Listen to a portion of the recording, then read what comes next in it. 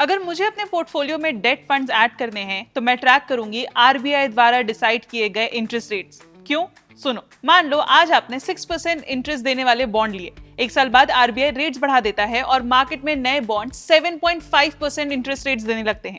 अब investors naturally 7.5% वाले bond की तरफ जाएंगे। रिजल्ट, पुराने 6% वाले बॉन्ड की प्राइस गिरती है ताकि उसका इफेक्टिव रिटर्न भी मार्केट के बराबर हो जाए।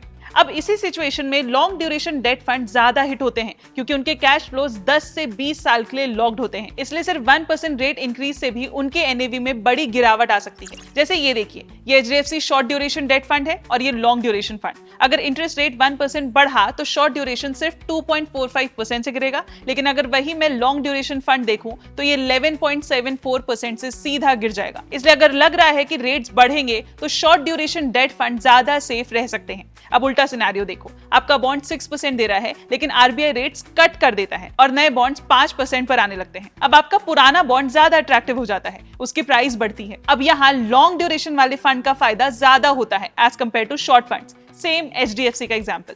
इस पूरे रिलेशनशिप को याद रखने के लिए एक गोल्डन रूल काफी है। जब इंटरेस्ट रेट्स ऊपर जाते हैं मतलब बॉन्ड प्राइसेस गिरते हैं, लॉन्ग ड्यूरेशन ज्यादा गिरेगा, शॉर्ट कम। इंटरेस्ट रेट जब नीचे जाते हैं, बॉन्ड प्राइसेस बढ़ते हैं, लॉन्ग ज्यादा बढ़ेगा, शॉर्ट कम। अब अगर समझना है कि रुपीवेस्ट वेबसाइट से सही डेट फंड चुनते कैसे हैं तो डू वॉच दिस वीडियो। पूरा प्रोसेस स्टेप बाय स्टेप बताया है।